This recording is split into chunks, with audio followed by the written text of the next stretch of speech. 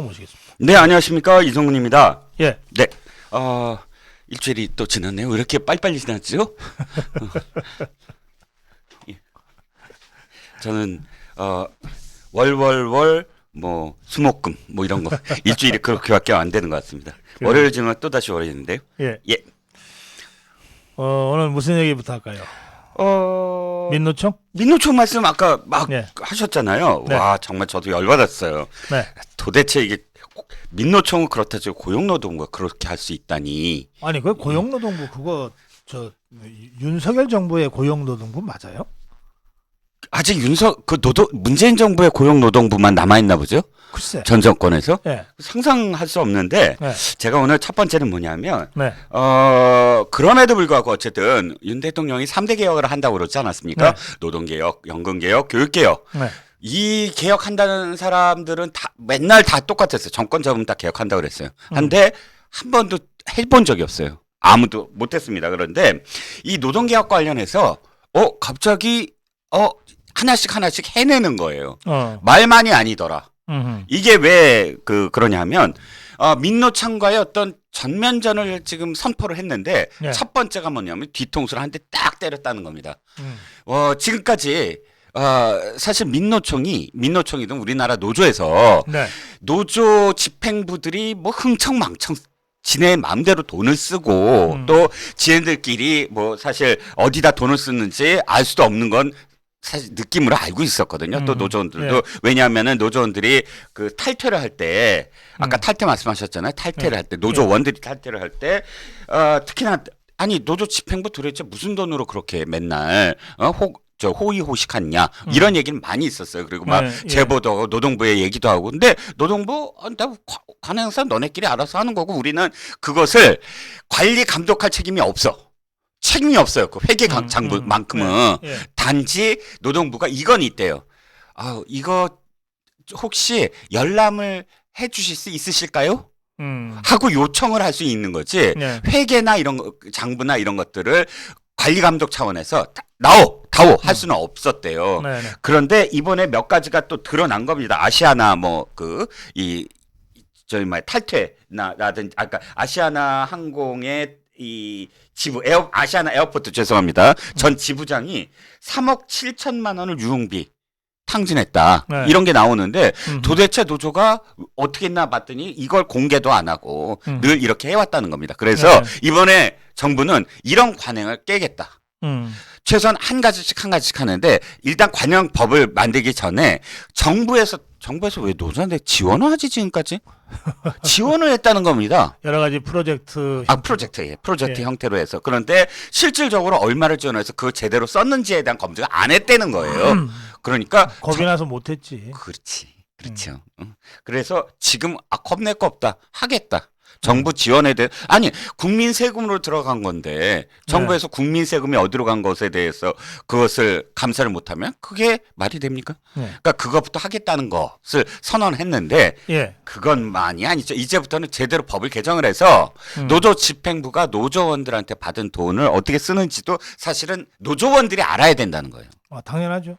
1차 노조원들이 알아야 되고 2차 국민들도 알아야 되지 않겠습니까? 그러니까 민노총이 네. 그 조합비를 그 조합원들의 월급 계좌에서 네. 원천 징수하고 있죠. 그렇습니다. 그러니까 조합원은 조합비를 안 낼 권리도 없어요. 그렇죠. 이게 뭐 유니언이냐 뭐냐 하는데 무조건 들어가야 되고 거기서 무조건 뛰어야 되는 거죠. 예. 예. 그래서 원천적으로 이게 조합비를 거두기 때문에 네. 그래서 당해 노조는 49%인가를 쓰고 네. 51%를 상급 노조인가로 올려보내고 뭐 하여튼 구조가 뭐 그렇게 산별해서 그렇게 위로 올리고 위로 있을 올리고 하는 겁니다. 거죠. 자, 예. 그래서 이들이 1년에 걷는 노조 조합비만 해도 네. 민노총 본부가 추산하기를 대략 200억. 민노총 전체로는 2천억 가까이 된다. 2천억. 예. 그렇죠. 예? 전체는 2천억 가까이. 예. 맞습니다. 그러니까 민노총이 113만이니까 자기들 큰 소리 치는 것이 사실이라면 예. 113만이고 그리고 월급의 몇 퍼센트 이렇게 돼 있을 거라고요. 예, 예. 아니면 정액제로 뭐 5만 원씩 돼 있든지. 뭐 정액제로도 돼 있고 뭐 다 그런 여러 가지 예, 형태더라고요. 예. 그래서 보니까. 그걸 113만 곱하기 얼마를 해보면 알아요. 거의 근데 민노총이 공개를 전혀 안 하고 있다. 예. 얼마 자기네들 예산이 그래서 이건 추정입니다. 추정이죠. 민노총 전체로는 2천억을 1년에 걷고 그렇죠.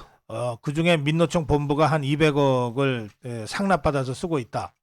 이게 추정입니다. 그렇죠. 실제로는 그렇게 덜 될지 더 될지는 몰라요. 그렇습니다. 금속노조가 300억이고 예. 공공운수가 400억이다. 뭐 예. 이렇게만 따지더라 도 2천억이 넘죠. 아, 그러니까요. 예, 예. 자, 그러면 그 돈을 이 사람들이 어디다 쓰느냐?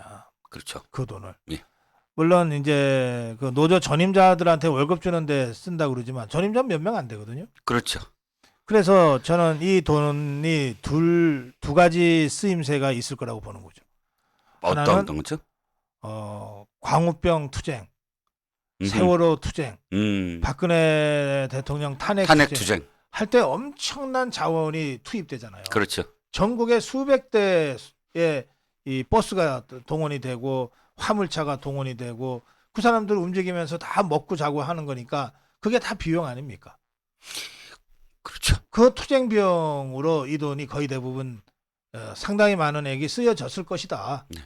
그다음에 또 하나는 개인적으로 뭐 횡령하거나 네. 배임 이랬을 것이다. 이거 횡령하거나 이랬을 것 같다. 그렇죠. 그러면 앞부분 있잖아요. 예. 이게 박근혜 대통령 탄핵할 때 뭐 투쟁 자금으로 얼마 썼다. 만약에 네, 네. 그럼 이게 배임이라고 저는 보는 거죠.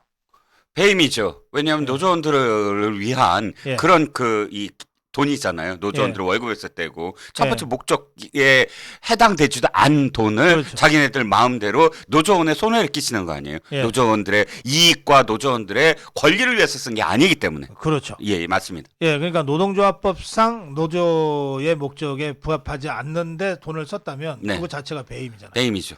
그다음에 따로 개인적으로 유흥비를 탕진했다면 횡령이잖아요. 횡령이고. 그러니까 저는 민노총이 수십 년간 횡령 배임죄를 관행적으로 지속적으로 저질러 왔을 개연성이 높다고 보는 겁니다. 그렇습니다. 예. 지금 민주당이 민노총에 꿈쩍 못하는 이유가 네. 바로 거기에 있습니다. 네. 민주당이 사실 민노총에 끌려다니는 가장 큰 이유는 고마워서거든요. 빚을 졌어요. 어떤 빚이냐? 저기 상대적으로 그러니까 그 이명박 정부라든지 박근혜 정부라든지 흔들어주고 예. 퇴진하는데 놔주고 광우병이라든지 탄핵이라든지 거기에 자금과 사람을 댔잖아요. 네. 그래갖고 다시 집권하게 해주잖아요. 네. 그러니까 민노총에 꿈쩍도 못하는 거죠. 네.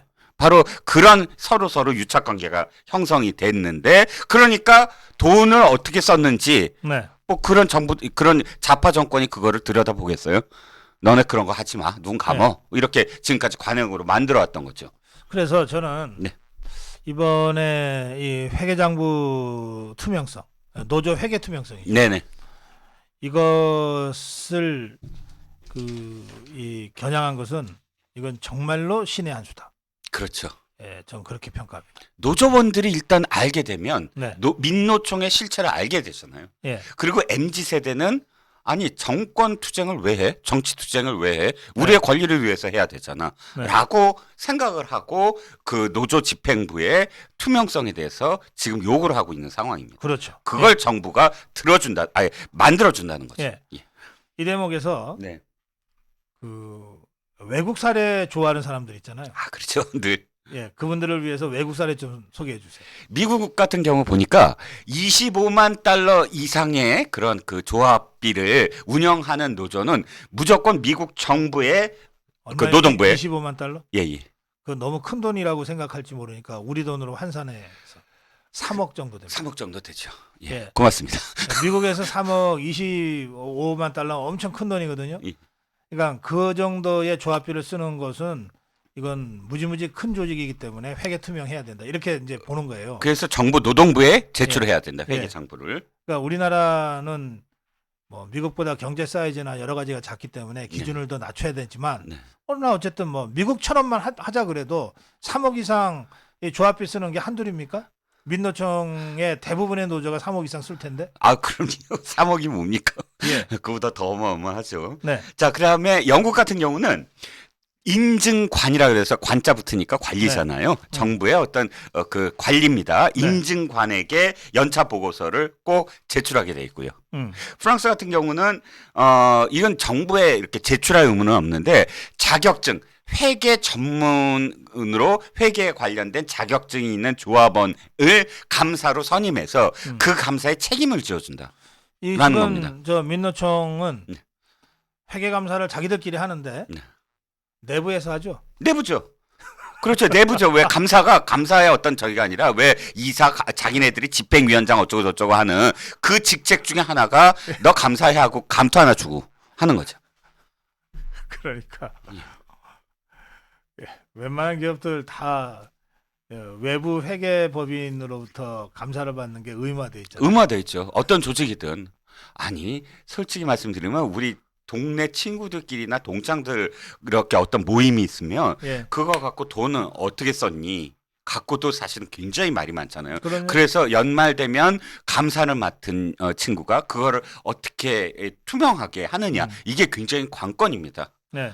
그런데 우리나라에 수백억 수천억을 쓰는 민노총이 지금 큰일 났다. 집행부에서 큰일 났다고 생각할 거예요. 예. 그래서 제가 이제 그 가끔씩 이런 말씀 드리는데 네. 숙련된 외과의 네. 숙련된 외과의 외과의는 수술 부위를 날카롭게 한 번에 싹 도려낸단 말이에요. 근데 이제 이게 초짜들은 그걸 너덜너덜하게 만들잖아요. 그렇죠. 예? 여기 건드렸다 저기 건드렸다. 환자는 하면서. 아파 죽지. 예. 치료도 잘 안 되고. 출혈은 많지. 중요한 예. 건 그렇죠. 피가 너무 많이 나는 거예요. 그러니까 숙련된 외과의가 환자 부위만을 최소화시켜서 싹 도려내는 이 솜씨가 있는 거거든요. 그렇죠. 저는 이번에 노조의 회계감사, 회계 투명성 문제를 딱 들이댄 것은 숙련된 외과의의 솜씨를 보는 것 같다. 그렇습니다. 예. 그러니까 왜 그 조금 이따 또 말씀드릴 수도 있겠지만 저 국정 점검 관계 회의, 네. 점검 회의 네. 그거 끝나자마자 사흘도 안 돼서 당정 협의가 딱 이루어지고 네. 그 자리가 끝나자마자 노동 개혁과 관련해서 딱 나온 게 한덕수 총리가 예. 노조에 햇빛을 좀 드리게 하겠습니다. 음. 뭐냐면은 이 커튼 검은 장막을 딱 펼치겠다는 거예요. 그렇죠. 그의 노조의 이 정말 검은 그런 모습들을 추악한 모습들을 국민들 앞에 낱낱이 진짜 공개하겠다 이런 의미 아닙니까? 그렇죠. 예. 근데 거기에 실행만 말은 사실 번지를 한 게 너무 많았는데 실행하는 거 뭐냐면 노조의 회계 투명하게 이제 보겠다. 공개하겠다. 네. 라는 겁니다. 이건 저는 굉장히 뭐랄까요 그 적확한 지금 이 그 수순이다라는 그렇죠. 생각이 들어서 제가 갖고 왔습니다. 예.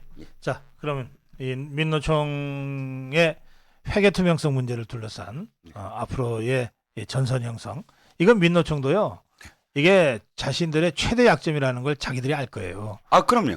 그리고 지그들이 해 먹었다면, 해쳐 먹었다면 누가 얼마큼 해쳐 먹었는지를 지그들끼리는 알 거라고. 아 그럼요. 그렇죠. 그러니까 어떻게든 이거 수호하려고 할 거예요. 그렇죠. 방어하려고 할 거예요. 그럼요. 그리고 그러다 보면 개 중에 공익제보도 있을 거라고 저는 생각합니다. 아 당연하죠. 네. 당연하죠. 지금까지 사실 어떻게 했는지 현장에서 본 노동 집행부에 소속돼 있는 사람들이 있잖아요. 네. 사실은 있을 거라고 생각하고요. 두 번째는 뭐냐면 숫자는 거짓말을 할 수가 없다. 왜 분식 뭐 이란 말 쓰지 않습니까? 분식 회계라든지 이런 말 많이 쓰는데 예. 이건 전문가들이 딱 한 며칠만 들여다보면 그냥 몇십 년치가 다 어떻게 잘못됐는지 그렇죠. 드러날 수밖에 없는 거죠. 거기에다가 예. 지금 뭐 노조법으로도 이 노조 회계를 들여다볼 근거 조항들은 있다고 그래요. 네네. 그러나 뭐 어쨌든 강제 조항은 아니라 그러고. 강제 조항이 아니라서 저는 지금까지 이렇게 문제입니다. 생각해요. 예. 그건 회계가 정상적일 때 얘기고. 음흠. 예컨대 여기에 배임이나 횡령의 혐의가 있다면 그게 무슨 소용이 있어요? 아, 그렇죠. 수사인데. 아, 그럼요. 그거는 차원이 다른 얘기죠. 강제 수사인데. 그럼요. 노동부가 좀 그 관리하고 싶어 이게 아니라 예. 너네가 무슨 일을 잘못한 것에 대한 혐의가 있으므로 네. 수사를 해야 돼라는 단계에 들어가면 그건 뭐 그렇죠. 그냥 털려야죠. 그리고 예. 만약에 강제 수사를 통해서 횡령 배임 등이 이제 적발이 되고 네. 그 규모나 이게 밝혀지게 되면 네. 어떻게 이런 걸 그동안 감독을 제대로 못했냐. 네. 저는 고용노동부의 역대 고용노동부 이 공무원들 있잖아요. 네네. 이 민노총하고 짬짬이했던 자들이 부지기수로 많을 거라고 생각하거든요. 네. 뒷돈 받은 자들도 좀 많이 있을 거라고 생각합니다. 그렇습니다. 이 자들에 대한 뇌물죄와 직권남용 직무유기 이 부분에 대한 엄정한 철퇴가 사법적으로 내려져야 된다고 생각해요. 그렇습니다. 커넥션을 잘라야 돼요. 그렇습니다. 말씀 예. 너무 공감하는 게 예. 사실은 거기서부터 출발을 해야 돼요. 예. 아직까지 우리는 정말로 적폐청산을 제대로 못하고 있습니다. 네. 각 부처별로 각 지난 정권이나 혹은 좌파의 그런 숱한 민노총을 포함해서 그런 숱한 집단들에게 아직도 부역하는 사람들이 있다는 거예요. 그렇죠. 그리고 예. 부역했던 사람들 예. 이런 것들에 대해서 아직은 제가 보기에 좀 굉장히 불만이지만 좋은 게 좋다로 넘어가는 부처 장관들이 아니 있어요. 그러니까 제가 아까 논평을 했습니다만 네. 포스코 지회의 그 탈퇴. 민노총 탈퇴 예. 신고서를 2차례나 반려한 이 포항지청 음흠. 고용노동부 포항지청 여기 공무원들 중에 예. 그 포스코의 민노총 강성노조 음흠. 로부터 뒷돈 받아갖고 이 짓 하는 자가 없으리라고 하기가 어렵다는 거예요. 아, 그럼요.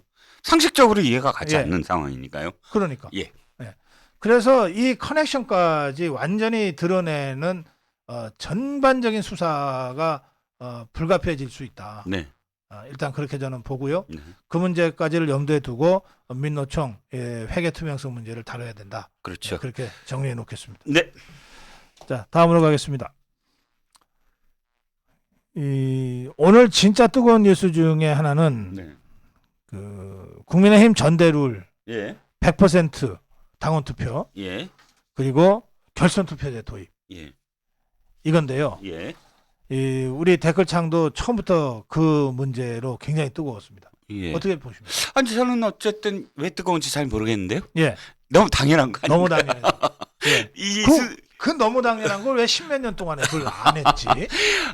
이게 뭐냐면 이제 제자리로 간 거죠. 예, 원래 당원들이 결정해 왔어요. 그런데 2004년인가에 그때 이제 하도 좀 패배를 하고 패배 충격이 너무 강했고 또 당원들의 어떤 그런 그 모집단이랄까요? 지금 보면 너무 이렇게 그 지역적으로나 세대적으로 좀 편향됐다라는 비판이 너무 있어서 그때 한번 개혁을 해야 된다. 네. 개혁의 어떤 상황으로 여론조사 왜 매기 한 마리 놓고 한번 우리가 그 이 고기들의 어떤 활기를 한번 찾아보자라는 네. 그런 의미로 아마 일회성 뭐 이런 생각을 갖고 여론조사를 했다가 이게 점점 굳어지면서 여기까지 왔습니다. 하지만 모든 게 다 이유가 그렇다면 거기에 대한 어떤 해답은 현재 상황이 바뀌었다면 네. 바뀐 상황대로 가야 되지 않겠습니까? 네. 지금 보면 100만에 가까운 당원이 있는데 당시에 30만도 안 되는 그런 당원들의 거의 막 한 70%가 특정 지역 뭐 이렇게 됐다가 지금 전체적으로 보면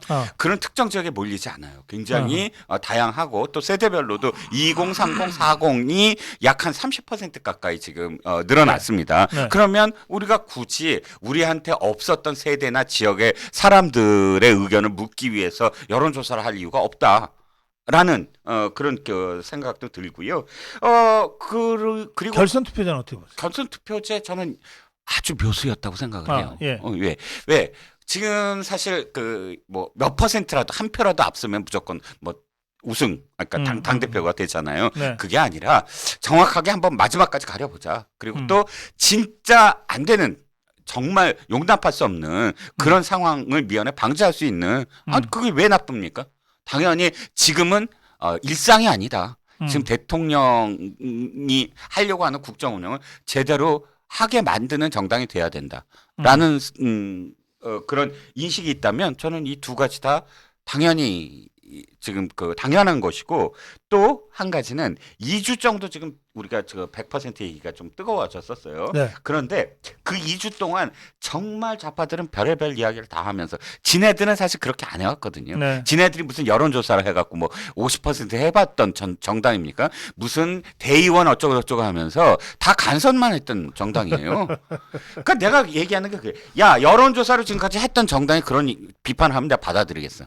맨날 대의원 어쩌고 어쩌고 저쩌고 하면서 지네들끼리 그 저 개딸들 모아놓고 무슨 그런 그 저 민심에 유리된 사람 맨날 뽑고 가장 민심에 유리된 사람 뽑은 게 이재명이에요. 그렇지. 네. 지네들끼리 뽑았잖아요. 네. 그런데 그래놓고서는 민심을 이반했니 어쩌니 막 하는데 그걸 만약에 제대로 국민들이 네. 그대로 받아들였다면 지지율이 왜 상승해요 정당이? 그래. 이. 근데 이제 비대위의 그런 결정이 나자 네. 그 당권 주자로 거론되는 사람들의 반응이 두 갈래로 딱 나눠지네요. 네. 우선 유승민이는 펄펄 뛰면서 총선 참패할 거다, 수도권 선거 포기하는 거다, 뭐 이런 얘기를 했고, 안철수도 뭐 골목대장 선거하는 거냐, 친목회장 선거하는 거냐 이렇게 아주 강력하고 격렬하게 비판했어요.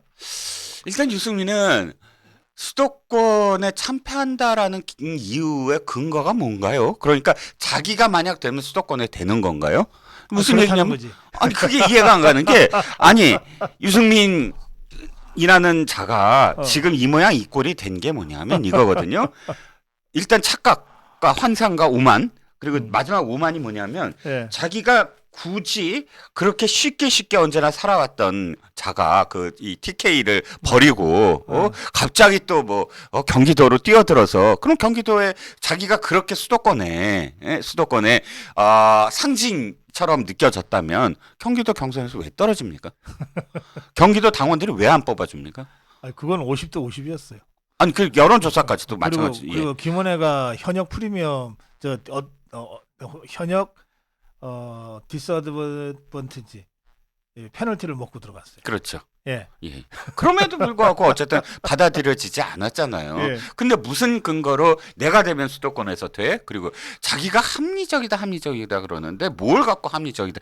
아니, 그 사람이 착각하는 게 뭐냐면 예. 좌파에서 합리적 보수주의자라고 떠받들잖아요. 그 합리적이라는 뜻이 뭐냐면은 반일이라는 뜻이에요. 윤석열에 반대한다. 이걸 합리적이라고 지금 이거 호칭을 해갖고 그렇게 띄워주는 건데 그것 역시 착각이고 그건 뭐 유승민이라는 자의 이야기를 꼭 계속 해야 되나요? 아니요. 반응을? 아니요. 아무런 필요 그렇다고요. 없잖아요. 예. 그렇다고요. 예. 불필요하잖아요. 그 사람의 뭐 그렇다고요. 투덜거림과 관련해서는 예. 예. 안철수는 뜻밖이에요. 안철수라는 사람은 사실상 이거잖아요. 자기가 어쨌든 단일화를 했잖아요. 그리고 자기가 윤심이라고 했잖아요. 자신 입으로 내가 윤심 그 자체다. 함께 손을 잡고 인수위원장까지 했고 이 정부의 정말 모든 책임을 다하는 사람이잖아요. 네. 당원들의 뜻을 두려워할 이유가 있나요? 난 정면 돌파하겠다. 내가 이 당의 사람이고 내가 윤심이다. 라고 이야기하면서 도리어 그걸 기회로 만들어야죠. 그래요. 자, 이 전대를 100% 결선 투표제 도입 이 정도로 하겠습니다. 그 YTN 돌발 영상의 악의적 편집 이거는 진짜 보니까 악의적이대. 그러죠. YTN도 사과를 했어요? 하여튼 사과 공식적으로 했습니다. 제가 그렇죠. 알기에는 그리고 삭제했고요. 제가 이제 받았어요. 그 YTN 쪽 그 얘기를 그랬더니 아이고 우리가 잘못했다. 자, 근데 이 돌발 영상 악의적 편집이 어떤 거였습니까? 그러니까 저기예요. 그 당시에 이제 점검 회의 있잖아요. 예. 점검 회의와 관련해서 국정과제 점검에 생방송한 거, 생방송한 거 점검해서 그 앞에 한 부분은 그러니까 리허설을 한번 해본 거예요. 리허설이라는 게 딴 게 아니고 내용을 너 무슨 대답하고 내가 무슨 질문할게 이게 아니라 전체적으로 이게 빨간불이 들어오면은 누가 어디에 앉고 누가 언제 앉았고 이런 질문을 하면 이런 어깨 패턴으로 흘러간다라는 형식에 대해서 한번 사인을 해본 거예요. 그 장면을 그 장면까지 사실 영상에 담기지만 문제는 이거를 이 YTN이 어떻게 지금 변명을 했냐면 그것까지 사실 영상 송출을 한다. 하지만 돌발 영상팀이 앞에 부분이 내보내는 안 되는 거를 모르고 썼다. 그러므로 우린 실수를 한 거다. 사과를 한다. 이겁니다. 그래요? 이게 말이 네, 말씀하세요. 말씀하세요. 예. 말씀하세요. 말이 안 되는 게 뭐냐면 YTN이 뭐 어저께 만든 무슨 저 방송사가 아니잖아요. 그 이 딱 송출해서 들어왔을 때 이게 앞에 부분이 뭐고 뒷 부분이 뭐고 가운데 부분이 뭐다라는 걸 모르는 사람들이 방송국 직원이다 그러면 방송 문 닫아야지. 아니 요즘 스스로 바보가 되면서 피해 가려는 자들이 왜 이렇게 많아? 자, 리허설 영상이 송출될 것 자체를 몰랐대요. 자 여러분, 예. 자 이제 100분 토론이라든지 심야 토론이라든지 끝장 토론이라든지 이제 토론 프로그램이 있잖아요. 이제 이정근 실장도 그렇고 뭐 저는 직접 진행도 하고 뭐 고정적으로 패널도 나갔으니까 너무 익숙한 건데 11시 반, 11시에 생방송 들어간다 그러면 방송사에서 9시 반에서 10시까지 와달라 그래요. 출연자들한테. 예. 1시간에서 1시간 반 전에 와달라는 거예요. 우선 확실하게 이 방송국에 지각 없이 오게 해야 되는, 안전하니까 그렇기도 하고, 두 번째는 먼저 온 다음에 이제 메이크업을 해야 되니까. 네. 그다음에 세 번째는 그 방송사의 뭐 국장이나 이런 사람들이 와서 또 인사를 해요. 네. 그 정도 패널들이면 방송사 입장에서도 무시할 수 없는 사람들이니까. 네. 이제 그렇게 저렇게 하면서 차 한잔 하고. 더 중요한 거는 진행자와 패널들이 처음 만나는 사람도 있을 수 있거든요. 그렇죠.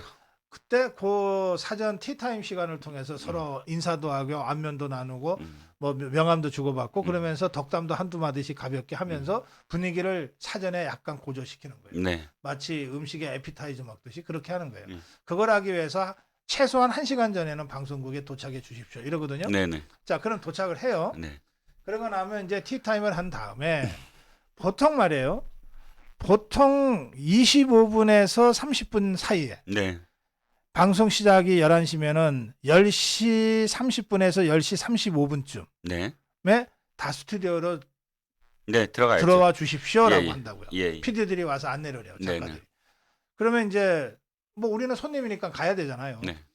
그러면 이제 11시에 생방송인데 10시 반에 일단 그 토론하는 제 자리에 지정된 자리에 앉습니다. 네.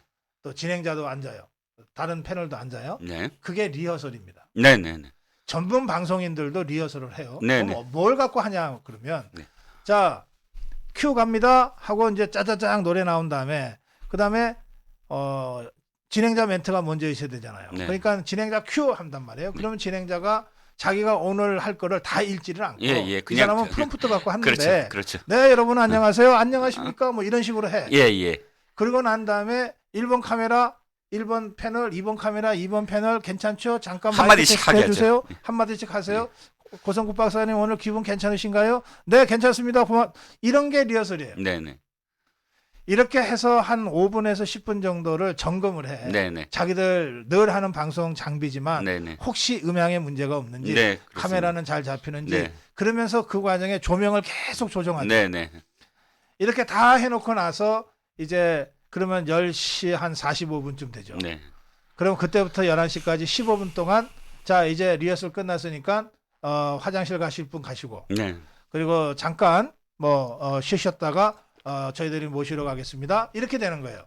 그렇게 해서 11시에 짱 들어가는 거거든. 네. 그러니까 아니 전문 방송인도 아니고 대통령 장관들이 국민 패널들과 함께 앉아서 그 리허설 했다는 거 아니에요. 그렇습니다. 그 리허설. 네네. 그 리허설을 했는데 그 리허설을 찍을 이유도 없는 장면인데 그렇죠. 그거 찍을 필요가 없어요. 예. 방송국에서는 원래 리허설 장면을 안 찍습니다. 예. 그런데 이걸 찍어서 이거를 진짜 생방송 영상인 줄 알고 여기서 편집을 해서 돌발 영상을 만들어요? 그렇죠. 저는 조금 악의적이라고 생각한 게 뭐냐면 이것도 또 그거 처음부터 어떤 부분을 그냥 쭉 보여주면 이게 리허설인지 알 수가 있어요. 왜 중간중간에 뭐 PD 얘기도 나왔고 아니면 뭐 부산하게 이제 움직이는 방송 스태프들이 있으니까 근데 이거를 짜맞춘 거야. 요렇게 짜고 아니면 편집을 본방하고 짜갖고 잡고. 뭐냐면 사전에 다 이렇게 질문 답변을 짰다. 국민들이랑 뭐랑 해갖고 다 짠 거를 봐라 이렇게 사전에 연습까지 다 했다. 그걸 본방이 이렇게 했다고 비교 교차 편집을 한 거야. 그러니까 그렇게 하려면 생방송이 156분인가 있었다며. 네네. 리허설도 156분 했어야 되네. 그렇죠. 그래야 다 짜고 맞추고가 되지. 그렇죠, 그렇죠. 그렇죠. 국민들 나올 때마다 그것들을 다 해갖고 다 짰어야지, 다 연습했어야지. 그건 하나님도 못하는 일인데. 그렇죠. 그러니까 지금 156분을 플러스 156분을 하면 하루 종일 거의 붙어 있었다는 건데 예. 말이 됩니까? 아니 어떻게 이런 거. 그리고 이게 사전 리허설 영상인 줄 몰랐다. 리허설 영상이 송출된 것 자체를 보도국에선 몰랐다. 이건 근데 말이 안 되는 게 말씀드렸잖아요. 딱 보면 방송쟁이들인데 더군다나 일반인도 아니고 당연히 그게 리허설이지. 아니, 좋아요. 예. 자, 그 해명은 누가 했어요? YTN 사장이 했나? 아니요. 그냥 저기 YTN 회사 이름입니다. 알았어요. 예. 우장균 그, 사장 이름이 아닙니다. 그 몰랐다는 사람 다 잘라야 돼요. 아니 네네. 그게 리허설 장면인 줄 몰랐다 그러면 그게 기자입니까? 그렇죠. 그게 PD예요? 그렇죠. 그 사람들은 언론인 자격이 없어요. 그렇죠. 그렇죠. 잘라야 돼요. 그리고 스쿠핑 과정이 없었다는 거예요. 그거 문제는 잘라야 뭐냐면 된다니까? 중간중간에 데스킹을 해야지. 어. 야, 이게 어떻게 말이 되냐? 상식적으로 딱 보더라도 근데 그런 거 전혀 안 했다면 의도적으로 이걸 저기 악의적으로 했다라고 할 수밖에 없는 거예요. 아, 그러니까. 아니, 저는 뭐 자기들 나는 저 YTN 얘기를 좀 믿고 싶네. 나도요. 악의를 갖고 일부러 이렇게 악마적 편집을 한 게 아니라 자기들이 몰라서 무식해서 이렇게 됐다는 거 아니에요. 네. 그러니까 빨리 잘라라. 예. 그렇게 무식한 것들하고 어떻게 일을 하냐. 뭐 해당 팀에 대해서는 사내 징계위원회가 소집된다라고 얘기는 하고 있더라고요. 예. 아이고. 자, 근데 아직 뭐 그렇습니다. 내가 할 말이 없네. 자 그건 그렇고 네. 그 국정과제 점검회 어떻게 보셨어요? 저는 조금 네. 이게 있더라고요. 뭐냐면 왜 이렇게 좀 저기 그 우유를 안 먹고 먹는 빵 느낌. 퍽퍽하잖아요. 빵이 고구마 느낌. 근데 뭐 때문인지 알았어. 네. 나도 너무 MSG에 중독이 된 거야. 라면 아까 그 MSG 팍팍 들어간 거예요. 어. 야생화 같은 게 없는 거야. 야생화 음악이 쫙 깔리고 말이죠. 뭐 이 그 화려한 어떤 뭐 이 그 포장 속에서 현면이 쇼에 너무 익숙해져 있어. 포장 속에서 딱 등장을 해갖고 멋진 영상이 뒤에 딱 나오고 여기에 익숙하니까 아니 너무 드라이한 거 있지, 건조한 거 있죠. 그러니까 내가 순간 깨달은 거야. 나 이제 MSG 중독증에서 이제 헤어나와야 되는구나. 자, 다시 좀 진지하게 말씀을 드리면 이거예요. 네. 중요한 건 내용이 3대 개혁이에요. 문재인 뭐 그렇게 허장성사만 했는데 그 연금 개혁도요 안 했잖아. 보고 딱 받고 안 했잖아. 이게 가장 중요한 게 뭐냐면 다 폭탄 돌리기잖아요. 다 안 하면 우리 뒷세대가 완전히 그냥 거덜나는 거 아닙니까? 근데 그거를 하겠다는데 무슨 야생화가 왜 들어가? 그러니까. 왜 거기 포장이 들어가? 이거 진지하게 들어가고 부처 장관들 얘기를 국민들이 보게 하고 거기에 국민들 목소리가 제대로 사실 그 장관들 귀에 들어가야 되고 네. 이것들을 제대로 해냈다. 그러니까 점검회의 끝나고 지지율이 오르더라. 이겁니다. 그렇죠. 네. 예, 알겠습니다. 자, 이 그냥 넘어가기 어려운 댓글이 하나 있어가지고. 네.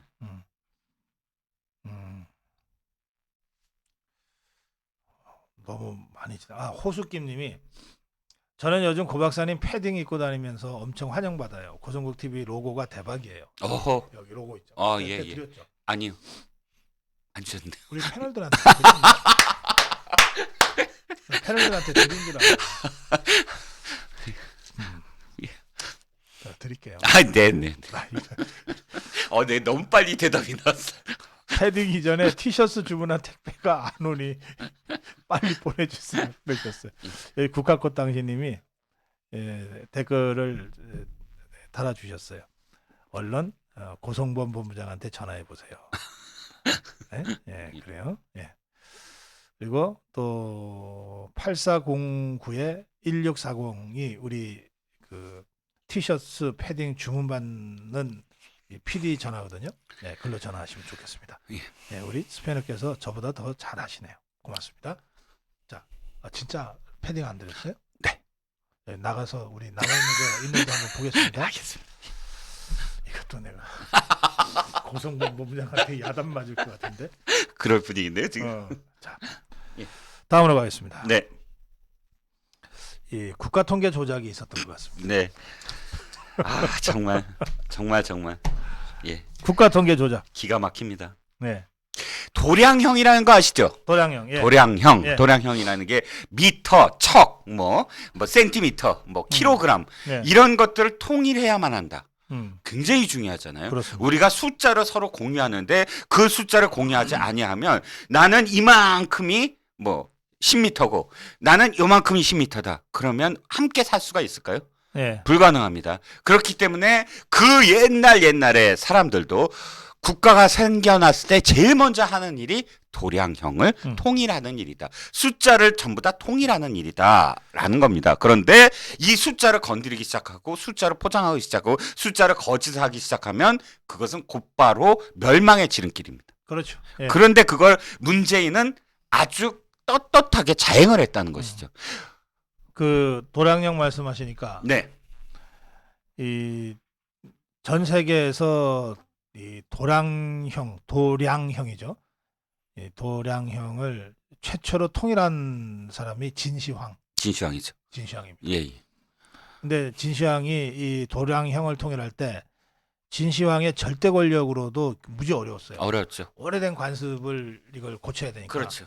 그래서 진시황이 결국은 어떻게 했냐면 이 통일된 어떤 도량형 기준을 딱 제시하고 네.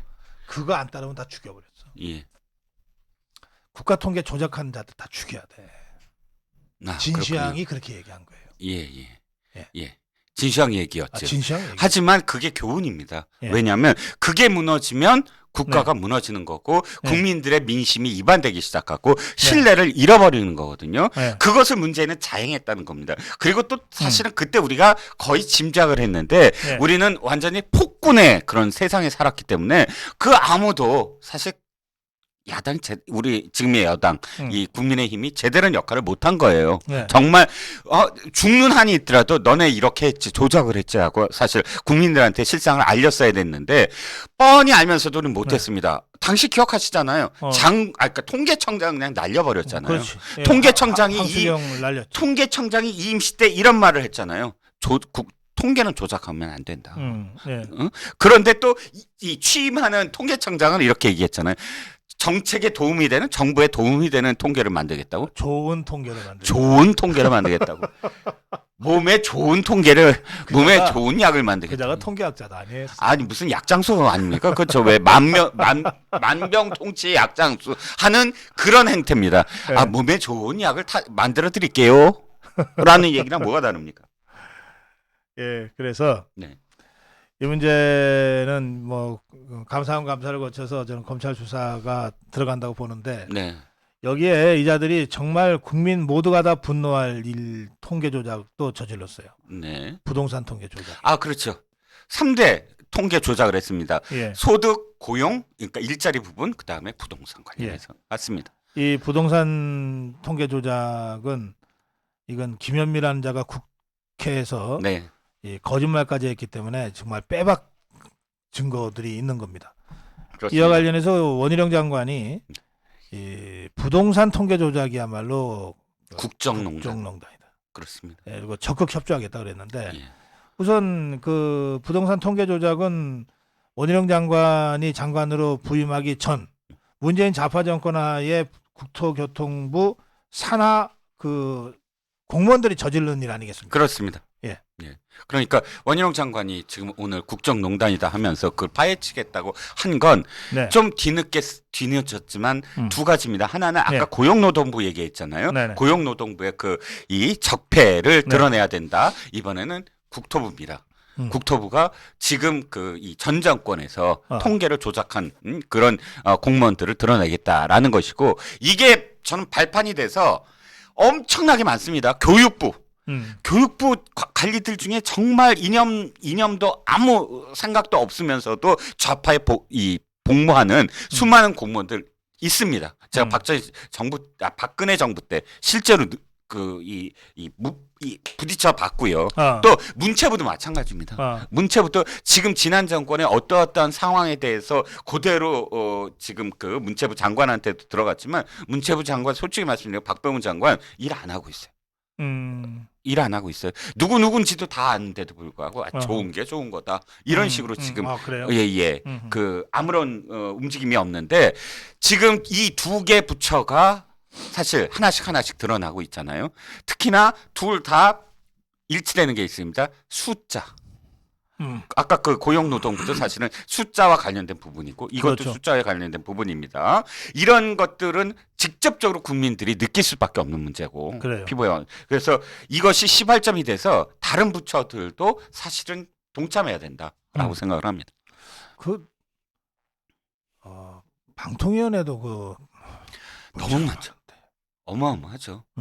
지금 그 뭐 KBS, MBC와 유착된 좌파들이 제일 예. 극성을 떨고 있는 게 이 방통인데. 그렇습니다. 예. 그래서 예. 방통위원장 안 물러나는 거예요. 그래서 그걸 막기 위해서 끝까지 아마 자기 임기를 다하겠다고 하는 것도 그 사람 자체는 사실은 그렇게까지 권력욕이 있는 사람이 아니라고 합니다. 민원연 출신 뭐 어쩌고저쩌고 하는데 근데 이 좌파들이 너 절대로 내려오지 마. 큰일 나. 하고 옹의를 하고 있다는 겁니다. 그래요. 예. 자, 마지막 주제입니다. 윤석열 대통령 지지율 리얼미터에서도 40%대를 돌파했습니다. 이게 굉장히 의미가 큽니다. 지금 물론 최근에 어떤 그 피부에 와닿는 게 갤럽부터 시작이 됐어요. 갤럽이 상당히 더디긴 하지만 그러나 갤럽은 올라갈 때도 더디고 내려갈 때도 더뎌요. 그 리얼은 확실히 그 포인트가 더 큽니다. 점프하는 포인트. 근데 리얼은 좀 출렁임이 크다면 갤럽은 상대적으로 완만하지만 그럼에도 불구하고 추세는 확실하게 볼 수가 있어요. 갤럽이 도리어 그런 지금 갤럽은 확실하게 추세선이 꺾여서 골든 크로스 방향으로 그러니까 부정과 긍정이 지금 바라보고 있어요. 이건 추세가 꺾여서 양쪽으로 지금 언젠가는 만날 수 있다라는 그런 선으로 지금 꺾였거든요. 근데 리얼이 지금 동참한 거예요. 리얼의 추세선이 동참했습니다. 자, 정부, 그러니까 그 대통령 지지율은 6월 이후에 처음으로 40%를 다시 회복했다라는 의미입니다. 예. 그리고 상당히 이 추세선이 가파르게 지금 움직이고 있어요. 근 최근에 어떤 움직임이 정당 지지율도 7월 이후에 처음으로 근접하고, 그러니까 민주당과 굉장히 근접한 상황이 됐습니다. 정당 지지율도 40%가 넘었어요. 그런데 더 지금 제가 그 고무돼야 될 어떤 상황은 뭔지 아십니까? 20대예요. 20대가 장장 대통령 지지율에서 5.7%포인트 정도 올랐거든요. 네. 20대, 그 다음에 중도층, 그 다음에 불경. 네. 이 세 가지 다 굉장히 사인이 좋습니다. 세대와 그 다음에 지역과 그 다음에 이 그 계급적 이 층, 이 세 가지가 전부 다 근데, 예. 꼭 필요한 부분들에서 지금 오르고 있다라는 겁니다. 대통령 지지율도 오르고 당 지지율도 오르고. 네네. 그렇죠. 그럼 어느 쪽이 어느 쪽을 견인하고 있는 것 같습니다. 대통령 지지율이 당 지지율을 견인한다고 봅니다. 당이 지금 사실 물론 이건 있습니다. 100%뭐 그것을 계속 그 일관성 있게 지금 보여주는 것 그리고 안정적으로 대통령을 지지하는 그러니까 지원하고 있는 것 이런 부분들이 점수를 높이 사겠지만 네. 그럼에도 불구하고 민노총과 제대로 싸운 건 국민의힘이 아니라 대통령이거든요. 그리고 그 이후로도 점검 회의를 포함해서 계속 일관성 있게 국민의힘은 무슨 복이야? 예, 그러게요. 네. 대통령을 잘 만나가지고 하는 일 없이 그렇죠. 철수덕거리기만 해도 지지율이 올라가네. 그렇죠. 국민의힘은 사실 그 예산 협상이 예산 협상도 그렇고 점수가 오를 대목은 아니었는데 네. 동반 상승을 한다는 건 지금의 기적 전체적으로 네. 이 집권 여당의 기저가 국민들한테 먹힌다라고 얘기를 할 수밖에 없겠죠. 알겠습니다. 이 추세는 앞으로도 계속 되겠죠?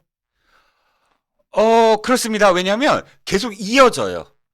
후속이 계속 이어지는 혹시 게 그 상승세를 잘 타고 가다가 뭐 또 꺾이는 수도 있는데 뭘 조심해야 될까요?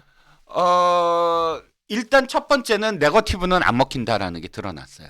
네거티브 공세가 한 2, 3개월 동안 집요하게 무슨 뭐 법사 어쩌고 계속 되풀이 됐는데도 이젠 아예 지지율에 반영도 안 된다.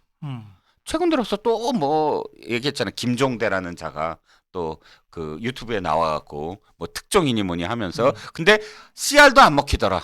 그야말로. 지지율에 CR도 안 먹혔거든요. 그러니까 일단 네거티브에 대한 어떤 리스크는 제외되고 있다. 예. 그 다음에 뭐 이 다른 어떤 리스크도 제외됐는데 당만 제대로 돌아가면 된다. 도리어 저는 변수가 당이 갈팡질팡하지만 않으면 이 지금의 어떤 추세선은 계속 근데 여기 유지될 수 있을 것 같습니다. 안광주님은 국민의힘이 일하면 사고 치니까 일 안 하는 게 좋겠어요. 해야죠. 전대해야죠. 네, 전대해야죠. 예, 전대는 전대야말로 일하는 겁니다. 천상천하 유아독전님 에너자이틱한이라고 쓰셨어요. 에너자이틱한 이정근 실장님 뵈니 나라가 정상이 되어가는 것을 느낍니다. 늦은 밤 안전 귀가하세요. 감사합니다. 예. 자, 오늘 시간 마무리해야 될 것 같은데 마무리 한 말씀 부탁드릴게요. 새 업무 보고 이번 올해 첫 업무 보고가 독대였잖아요. 그 독대를 할 일입니까라고 저 박사님도 질타를 했고 그래서 네. 한 번 또 어긋났잖아요. 교육부 장관 네. 잘렸잖아요. 근데 이번에 새 업무 보고 벌써 시작을 합니다. 음. 기재부터 이제 시작을 하고요. 음. 이제는 국민들도 지켜보게 만든답니다. 또 참석을 해서 그래서 실 과장까지 다 참석을 하고 해갖고 제대로 된 업무 보고를 이제부터 한다고 하니까 이제 점검 회의가 끝났고 디테일하게 하나하나 무엇을 하겠다. 자, 민노총을 어떻게 작사를 내겠다라든지. 뭐 이런 부분들을 다 예. 국민들한테 소상히 밝히겠다고 하니까 새 업무 보고도 시청률 높게 한번 지켜보시면 될 것 같습니다. 알겠습니다. 네. 여기 저한테 하신 말씀이긴 한데 고 박사님 제발 아는 얘기는 그만하시고 국민의힘 세력 분포나 당내 사정 같은 얘기 좀 해주세요 그러셨는데